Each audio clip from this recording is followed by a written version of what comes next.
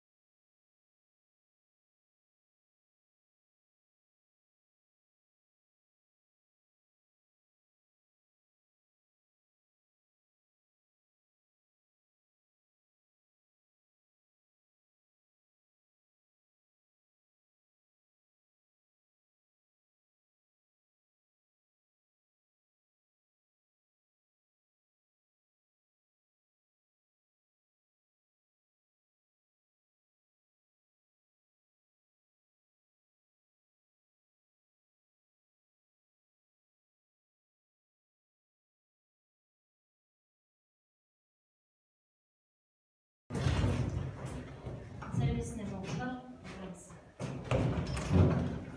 Бүгін кім кезекші сабақта? Сыныпта мен кезекші, аяулы себепті алып жүр. Яғни бүгін біз сыныпта бір оқушы жоқ екен, аяулы яғни себепте. Ал балалар бізде сабақты ұйымдастыру кезеңінде өрмекші торабының әдісін пайдаланайық. Ортаға келеміз бәріміз. Жақсы шеберлік құрайық бәріміз.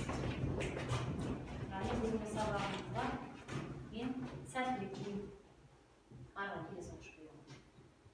Сабағым ескі. Ары қарай.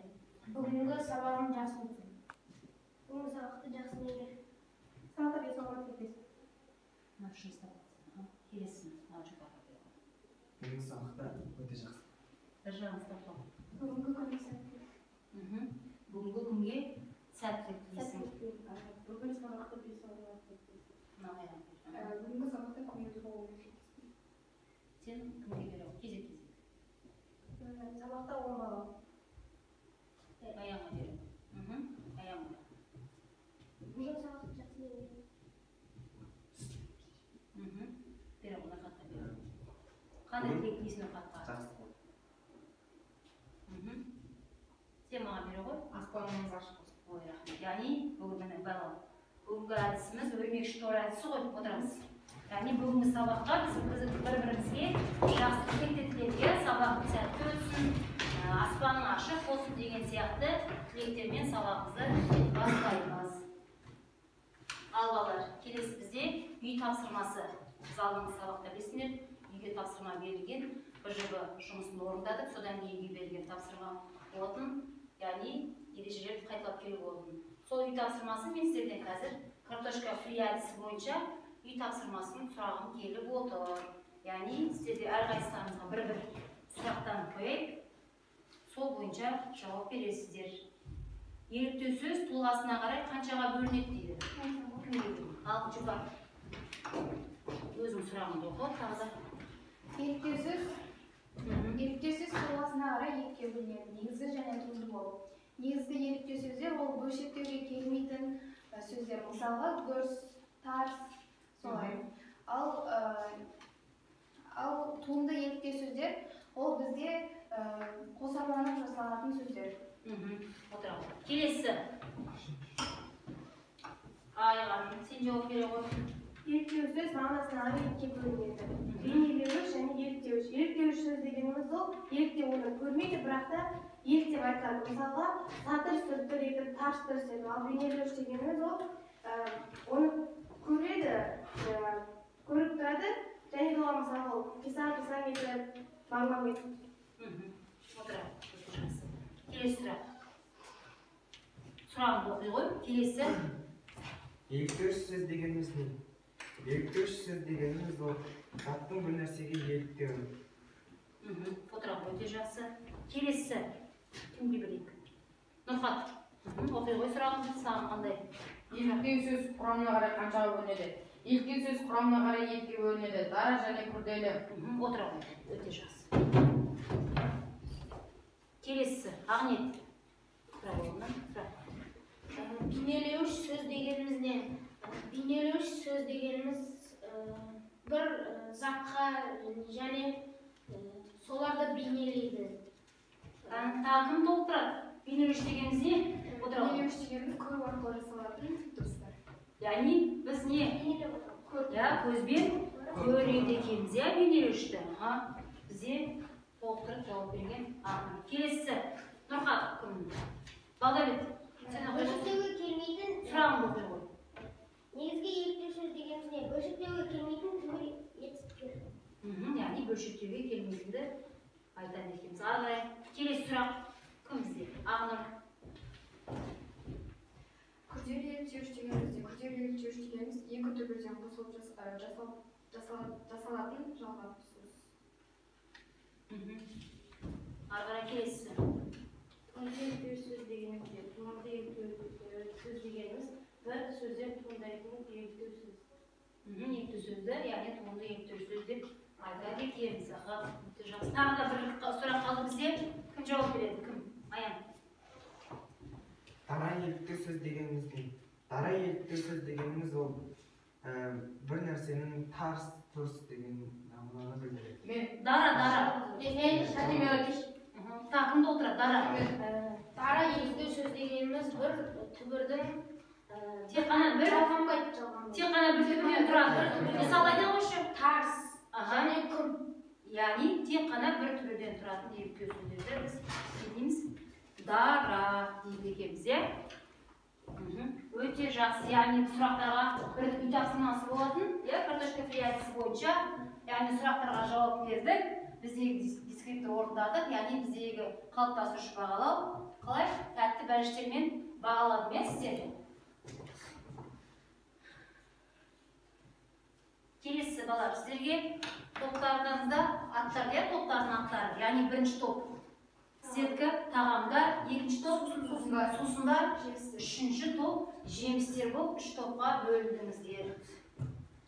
Енді, яғни бізде қазір кітапта оқулықта тыңдалмалы тапсырма бар, яғни қызығушылықты ояту. Сүйрекке қарайықшы балалар. Не көріп тұрсыздар сүйректе?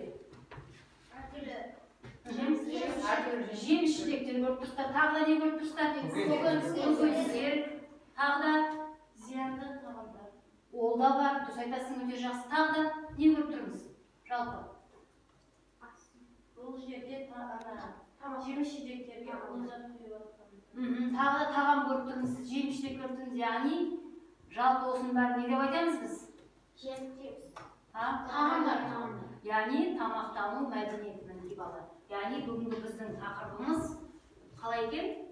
Тамақтану мәдениеті деп аталады екен, иә балалар? Ал жазамыз. Бүгінгі дәптерді ашамыз. Бүгінгі ақпанның 24-і сынып жұмысы. Бүгінгі сабағымыздың тақырыбы тамақтану мәдениеті.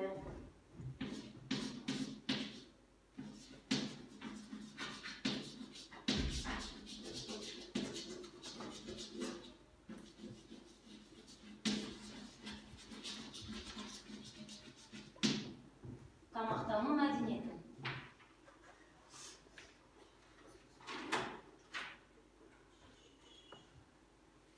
Жазып болсақ, тақтаға назар аударайық бәріміз.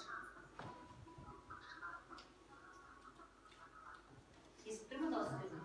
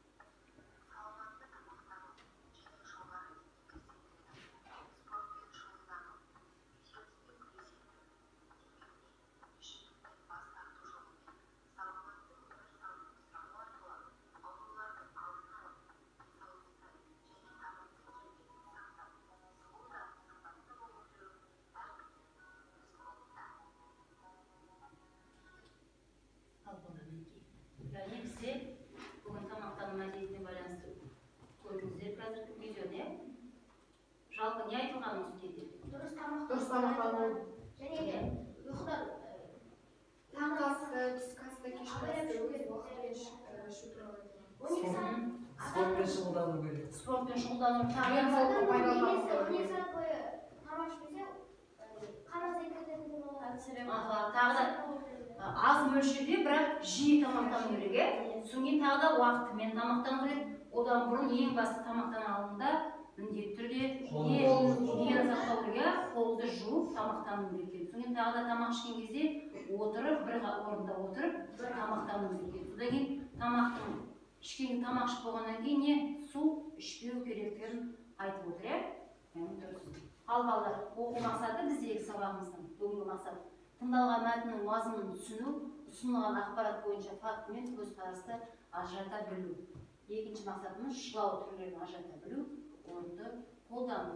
Яғни осы мақсатты біз бүгін сабақта пайдаланамыз, осы мақсаттарға жұмыс жасаймыз. Ал балалар, тақтаға қарай бізде бүгін тақырыпта әдеби тілдік норма шылаудың түрлері. Яғни шылау дегеніміз грамматикалық сипатына қарай шылаулар, яғни үшке бөлінген. Жалғаулық шылау, септеулік шылау, содан кейін үшіншісі демеулік шылау болып шылаулар бізде үшке бөлінген. Ал енді қараңдар, соның ішіндегісі бізде бүгін жалғаулық шылау, яғни тең дәрежедегі өзара салаласа байланысқан сөйлем мүшелері мен сөйлемдерді байланыстырады. Ол өз ішінде 6 түрге бөлінген. Яғни жалғаулық шылаудың өзі бүгін өтеміз жалғаулық шылау. Соның өзі бүгін 6-ға бөлінген. Яғни біріншісі ыңғайластық қатынасты білдіретін жалғаулықтар, яғни мен, бен, пен, менен, бенен, пенен, да, де, та, те және һәм, әрі деген осы шылаулар. Яғни ыңғайластық шылаулар. Келесі қарсылықты қатынасты білдіретін жалғаулық шылаулар.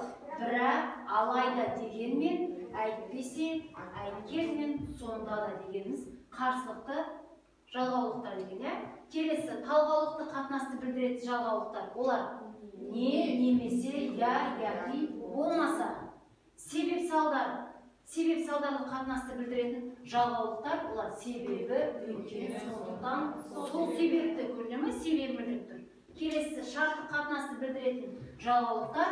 Егерде, яғни шартты егерде сен жазып келсең, мен орындайын деген сияқты, яғни шарттық қатынасты білдіретін шылаулар болса, осы жалғаулықтарды қолданады кейін шылаулар. Кезектес қатынасты білдіретін жалғаулықтар кейде, бірде, біресе. Мінекей балалар, шылаудың өзі үшке бөлінеді, оның ішіндегі жалғаулық шылауды өтеміз бүгін, соның ішіндегі жалғаулық шылаудың өзі 6-ға бөлінеді екен. Түсінікті ғой? Ал енді ары қарай бізде тапсырма оқулықта жайып барымыз. Бірінші тапсырма. Кім? Оқушы. Жұпар, бірінші тапсырманы. Мәтінді оқып, ой бөлісіңдер. Ойларыңды түйінді сөздермен қорытындылаңдар. Ал оқулы мәтінін оқиық. Бірінші. Бағдар Жұтылғыш. Тамақтану мәдениеті дегеніміз түрлі тағамдарды уақытында және дұрыс мөлшерде тұтыну білу. Барлықтарына тамақтану. Адамға тілеугене қанша мөлшерде тағам қажет. Бұл адамның жас дәрежесіне, жасына, жұмыс түріне, мен тұратын жердің климат жағдайына байланысты. Ары қарай. Ағайғанын оқиғы сен. Оқиға ағай. Адам тағамнан өзінің бір тәулікте жұмсайтын энергиясының мөлшерінде ғана қуат алу тиіс. Одан көбінде аздайды. Егер адам асты үнемі мөлшерден тыс тұтынса, семіреді және нәтижесінде қант диабетіне, атеросклерозға ұшырайды. Бауырлардың қызметі бұзылады, басқа да аурулар пайда болады. Ары қарай. Тамақтану институты жүргізген байқауларға қарағанда қоңырланғанға тамақтану салдарынан семіру өте көп тараған. Тексеруден өткендердің ішінде 18-ден 80 жасқа дейінгілердің 30%-ның салмағы қалыпты мөлшерден артық, ал олардың жартысына жуығы науқас болып шыққан. Алайда тамақты аз ішіп, үнемі аш жүруге болмайды. Өйткені мұның да қалыпты зардаптары бар. Сондықтан тамақтанудың ақылға қонымды жай жапсары болуға тиіс. Ал өте жақсы. Ал екі бала бірінші тапсырмада біз оқулы мәтінін оқыдық. Енді сұрақтарға жауап берейік. Бірінші сұрақты оқышы Нұрхат. Бірінші сұрақты оқы. Адамның жас ерекшелігіне, жынысына байланысты тағамды тұтыну мөлшері қандай болуы мүмкін? Жұмыс түрінің климаттың тамақтануға әсері қандай? Ал жауап береміз сұраққа. Адамның жас ерекшелігіне, жынысына байланысты тағамды тұтыну мөлшері қандай болуы мүмкін дейді. Ал жауап берейікші. Ол адамның климат жағдайына байланысты болады. Яғни адамның климат жағдайына байланысты. Еркек адамдар далада жұмысты көп істеген соң олардың қаны тез ашып, оларды тағамда көп жейді. Дұрыс. Ер адамның жұмысы көбінесе далада болды ғой, иә? Далада жұмыс істегеннен кейін, ауыр жұмыс істегеннен кейін, олар қалай? Ер адамдар әйел затына қарағанда көбірек тамақтанады, өйткені көп жұмыс істегеннен кейін көбірек тамақтанады екен. Дұрыс. Екінші сұрақ.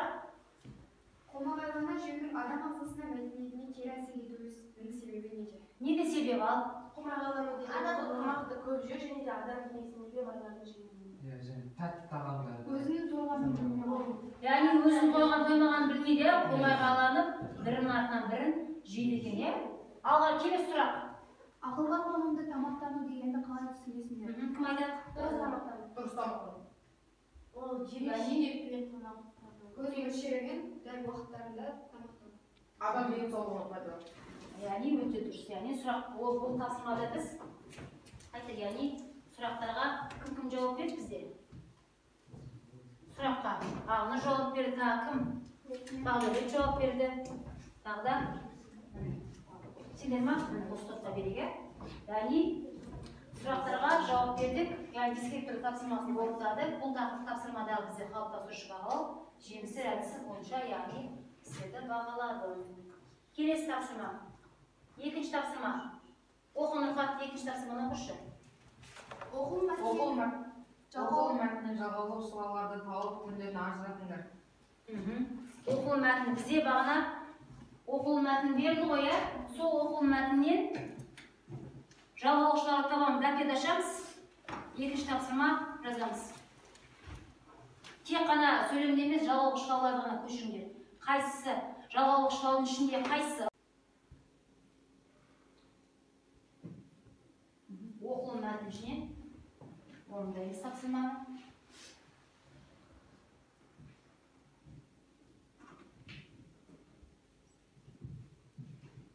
Тек қана жаңа шылауларды ғана көшіріңдер, аға, сөйлемді көшірмейміз. Орнына қойдың ба? Қазір боламыз қалғандарымыз. Жұпар болдың ба сен? Яғни сусындар тобында Ахмет болды, Айғаның тапсырманы, Алтынай тапсырманы орындап қойыпты бізде.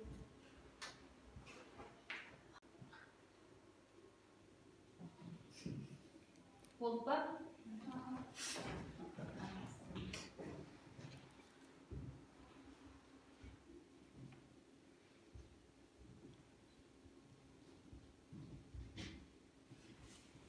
Қай топ болды?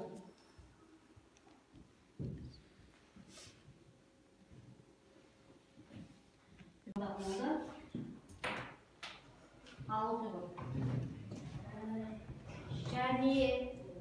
және егер де да сондықтан мен.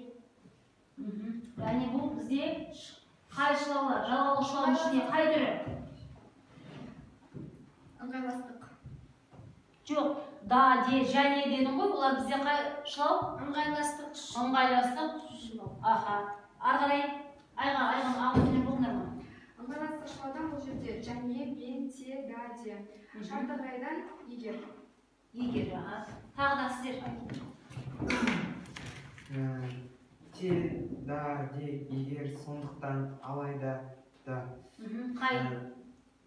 Те, да, де дегеніміз ол ыңғайластықты білдіреді. Ыңғайластық шылау болып табылады. Ал сондықтан дегеніміз ол талғаулы шылауды білдіреді. Ал алайда дегеніміз ол қарсылықты білдіретін шылау. Қарсылықты қатынасты білдіретін жалғаулықтар, иә? Келесі. Үшінші тапсырма. Кім оқиды? Көп нүктенің орнына жалғаулық шылаулардың тестісіне қойып жазыңдар. Себеп-салдарлық қатынасты білдіретін жалғаулықты қатыстырып, мәтіндегі ойды бір-екі сөйлеммен қорытындылаңдар. Ал тапсырманы орындаймыз, үшінші тапсырма. Аха, көшіп жазамыз. Көп нүктенің орнына жалғаулықтардың тестісін қойып, көшіріп жазамыз, яғни. Көп нүктенің орнына жалғаулық шылаулардың тестісін қойып, көшіріп жазу. Үшінші тапсырма бізде жазылым тапсырмасы.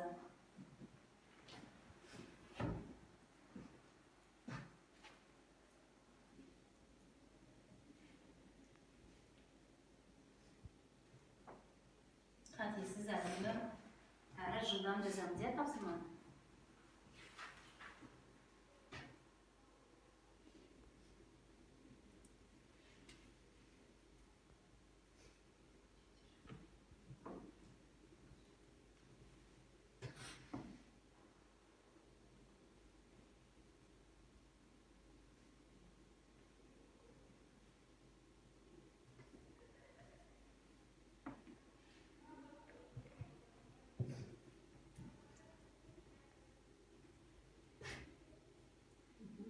Жазамыз.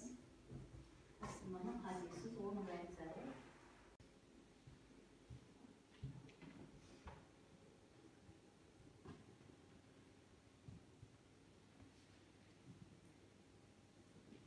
Тапсырманы жылда бәрі қатесіз орындаймыз сөйлем ба?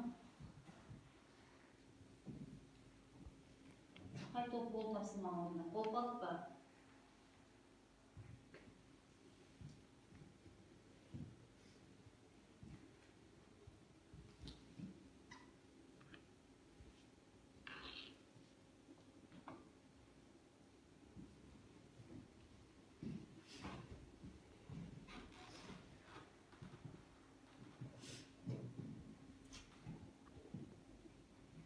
Бұл тапсырма көп нүктенің орнына жағалы шылаулардың тезісін қойып жазу үшін тапсырма.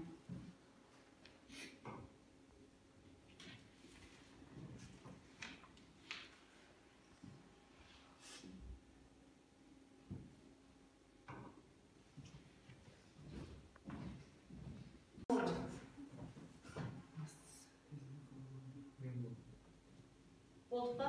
Яғни тағамдар тобы бізде тапсырманы орындап болды. Ал оқыңызшы.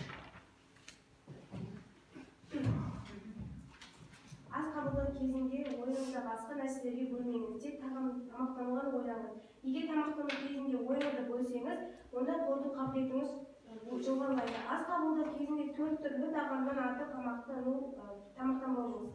Егер әртүрлі тағамды жесеңіз, асханаңызға түскен ас баяу қорытылады. Тамақтанудан кейін дереу су немесе сусындарды ішпеу керек. Алайда ас қабылдаудан бұрын 1 стакан су ішіңіз. Ал ас қабылдаудан кейін 1 сағаттан кейін су ішіңіз. Ең көп тамақтану мөлшерін түскі ас кезінде қабылдау керек. Яғни бізде бірінші сөйлемде қай нені қойыңыздар, шылауды? Қайғаны? Қайсысын қойдың? Оқыш біріншісін тағы да. Егер ас қабылдау бірінші сөйлемде қайсысын қойдың? Ойыңызда басқа нәрсеге бөлмеңіз, тек тамақтануды ғана ойлаңыз. Егер тамақтану кезінде ойыңызды бөлінбесе, аз қорыту қабілетіңіз жоғарылайды. Келесі, Ақнұр. Келесін оқышы. Ас қабылдау кезде 4 түрлі тағамнан артық тамақтанбаңыз. Бірде әртүрлі тағам жесеңіз, асқазаныңызда түскен ас баяу қорытылады. Келесін. Кім болды? Ақниет. Тамақтанудан келесі сөйлемді оқы. Тамақтанудан кейін дереу су немесе сусындарды ішпеу керек. Бұл асқазан болды. Яғни тамақтанудан кейін дереу су немесе сусындарды ішпеу керек. Ары қарай қатты оқыш келесін. Бұл асқазан суының сұйылуына және асты баяу қорытуға әкеліп соғады. Болды. Яғни сұйылуына қайсысын қойдың? Қайшыларды қойдың? және Келесі сөйлем. Кім оққан жоқсыз? Бағдар Сондықтан ас қабылдаудан бұрын 1 стакан су ішіп, ас қабылдағаннан кейін 1 сағаттан соң ішу қажет. Ара соңғы сөйлем мысал. Ең көп тағам мөлшерін түскі ас кезінде қабылдау керек. Яғни біз көп нүктенің орнына жаңағы жалаулы шылаулардың тиісін қойып көшіріп жаздық. Енді соңында осы тапсырма, 3-ші тапсырмадағы мәтінді кәдімгі 1-2 сөйлеммен қорытындайықшы. Кім? Бұл мәтінде ас қабылдау кезіндегі жағдайлар туралы айтылады. Тағы да қорытамыз мәтінді. бұл жолы тамақтан кейін су ішпеу керек. Тағы да Тамақтан кейін тамақтан Және ең көп тамақ мөлшерін түскі тағамда ішу керек. яғни түскі кезде тамақты ішу керек. Yani kalktırışı bağlı, baratlarımız, yani susun cemizler toğuda, susunlar toğuda, tağımlar toğuda, keremet, tamaşa cevap verdiğinizde tapsırmalı oldu. Tındağın tapsırması var ya. Al, tındağın tapsırması kim okuydu? Oku şahane tapsırmalı, ne deydi? Мәтіндегі құнарлы тағамдарды мөлшерден көп тұтынудың нәтижесінде қандай болады деп ойлайсыздар деген сұраққа жауап беріңдер. Өз пікірлеріңді айтыңдар. Yani tındağın tapsırması 24. bettегі. 24. tındağın açamız ayağında. 24. tındağın bu aşağımız mineki var. O osu tındağınға естегі tapsırmada aytып келіп, yani мәтінді мұқият тыңдалым мәтінді, bize ен tındağımды жазбаша түрде бергенде, осы tındалым мәтінді мұқият оқып, мәтіндегі факт мен көзқарасты анықтаймыз. Yani дәптерге tındалым мәтінді оқимыз бірінші мәтінді. Сөйтіп осы тапсырманы орындаймыз. Факт, көзқарас жазамыз. Дәптердегі жазамыз, дәптерді екі бағытқа сызамыз. Тақтаға қараймыз.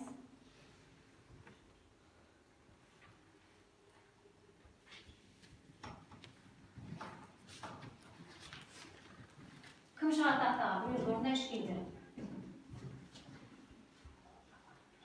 Осы менің кестені сызамыз, тапсырманы, 4-ші тапсырманы. Жұпар кел.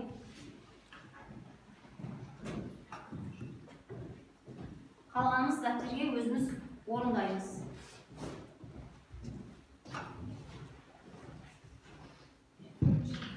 Аға, 4-ші. Міне, дәптерге саған. Тыңдалым тапсырманы аш. Ана кестенсіз.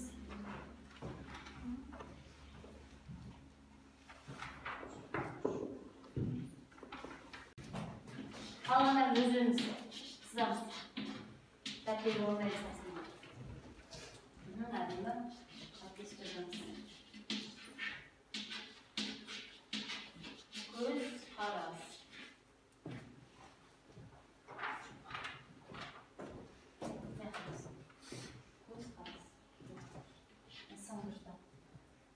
Бірінші оқылым мәтінді оқыштаусыздар.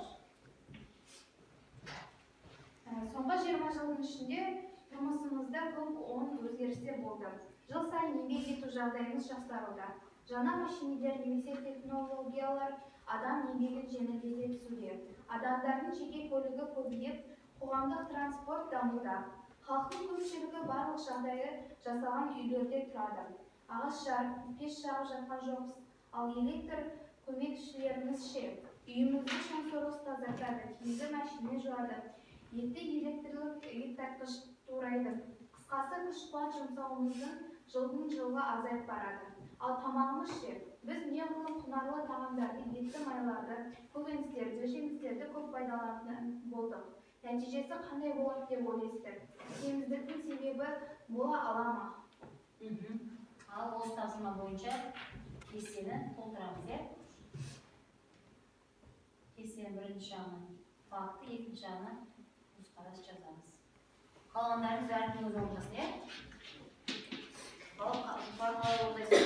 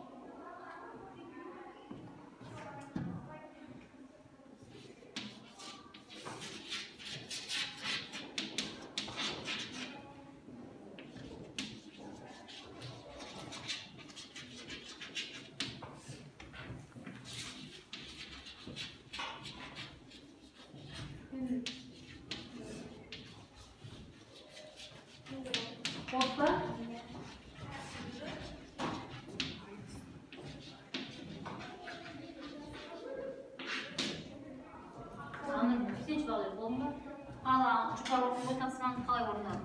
Факты. Ашида. Себебі болады. Себебі қазір бәрі бар. Адамдар шаршамайды, ештеңе істемейді. Өздерінің жегісі келген нәрсені жей береді. Сондықтан да адамдардың толып кетуі әбден мүмкін. Көзқарас. Адамдар өздеріне керекті затты өздері істеуі керек.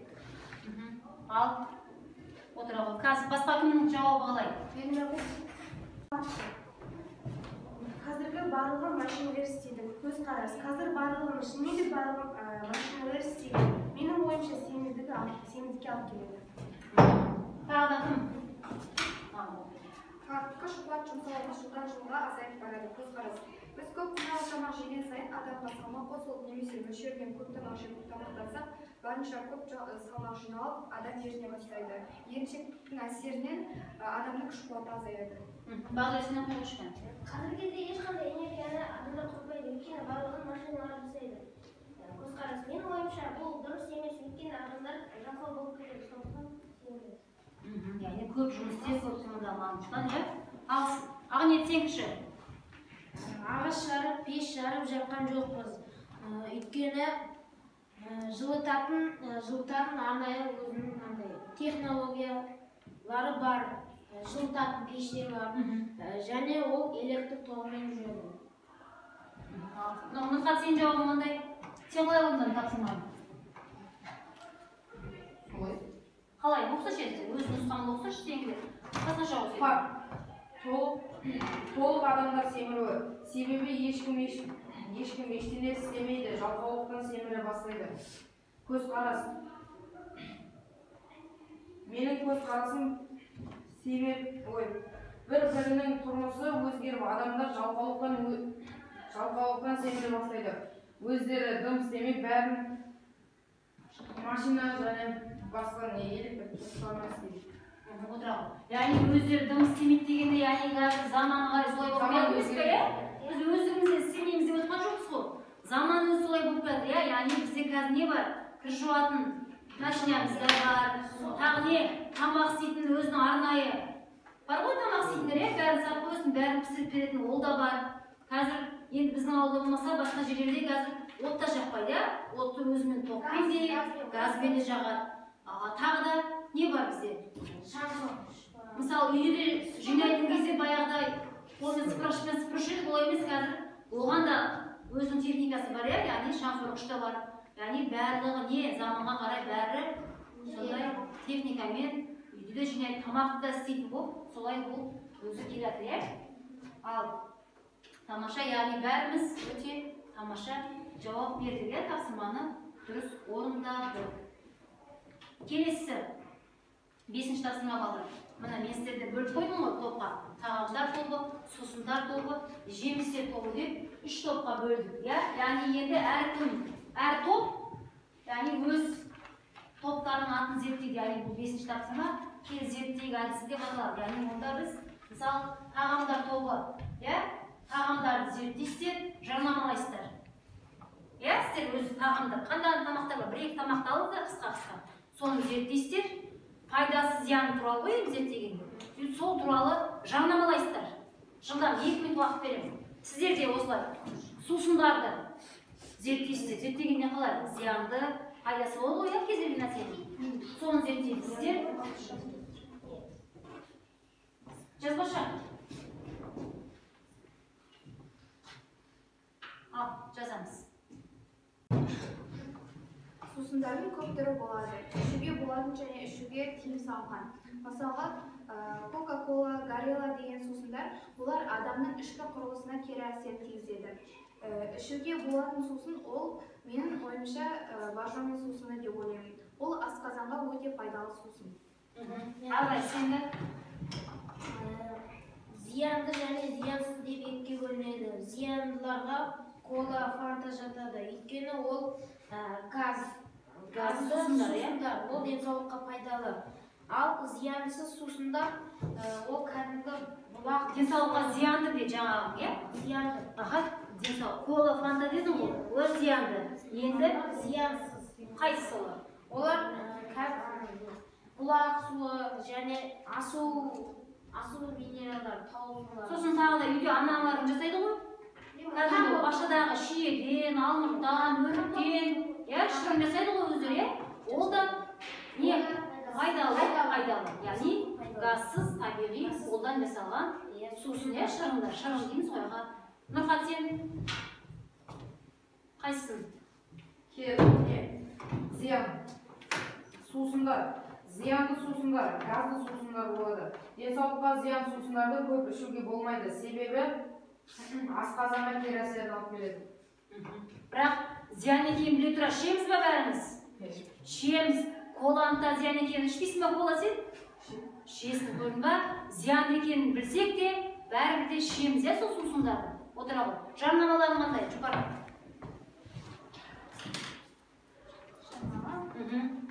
Ал өз жаңа сусындар жарнамалы? Мен жарнамаға келетін сусындар ол лажовый сусыны және өзіміздің анамыз, әже аталарымыз жасайтын сусындар. Ол егілген бақшадан алынған сусындар. Ал зиян несін жарнамалады? Жылдан қысқа дайыналамыз. Бешбармақ зияны майлы еттері көп жеуге болмайды, адам денесіне майлы отырады. Бешбармақ ол өте пайдалы. Оны жесең сенің денің сау әрі мықты боласың. Бірақ оны көп жемеу керек. Жарнама бұл бешбармақты жесең қайта-қайта жегің келе береді.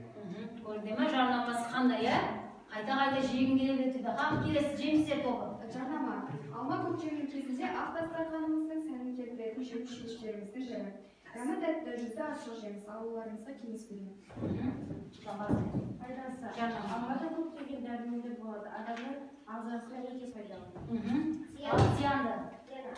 Алманы көп жесең, артынан су ішсең, асқазанда қатты ауыртады. Яғни іші ауырады, атамыз.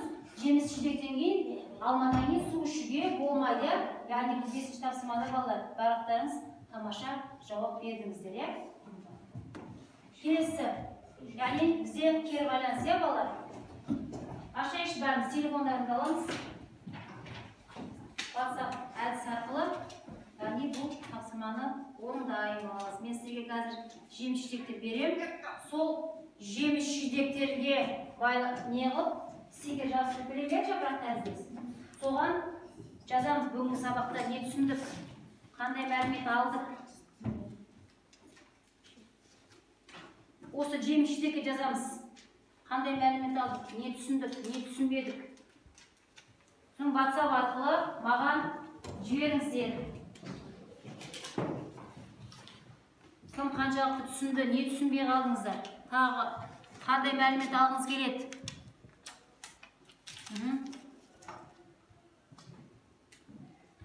WhatsApp арқылы да маған жіберіңіз. Кім не түсінді? Қанекей маған. Ол маған. Енді бағалау балалар. Бағана бері сіздерге әр тапсырмада мен бағалау парақшаларын бердім ғой. Бірінші тапсырманы тәтті бәліштер арқылы бағаладық, жеміс-жидектер арқылы бағаладық, және смайликтер арқылы бағаладық қой. Ең соны кім қанша не жинады? Яғни біз термометр әдісі арқылы бағалаймыз. Кім қанша ұтпай алды? Екі ұтпайсың жаңағы. Жеміс-жидектен жоқын топпен бердің ғой жаңағы жеміс-жидек. Қайдан ал жеміс-жидек? Екі ұпай, екінші тапсырма 3 ұпайдан белгілеп бағаландырып жүреді. Болды па? Кім қандай баға айтамыз? Мен 9 айланды 9. 10. Сенде жұпар? Нұрхат? 7. Ағынет қанша бол? 9. Сенде? 10. 8. Нұрхат сенде? 9. Яғни өте жақсы әркім өзі білген ғой термометр арқылы бағаладық па? Бағаладық. Үй тапсырмасын жазамыз. Билет ашамыз. Үй тапсырмасы үйге 6-шы тапсырма жазып аламыз.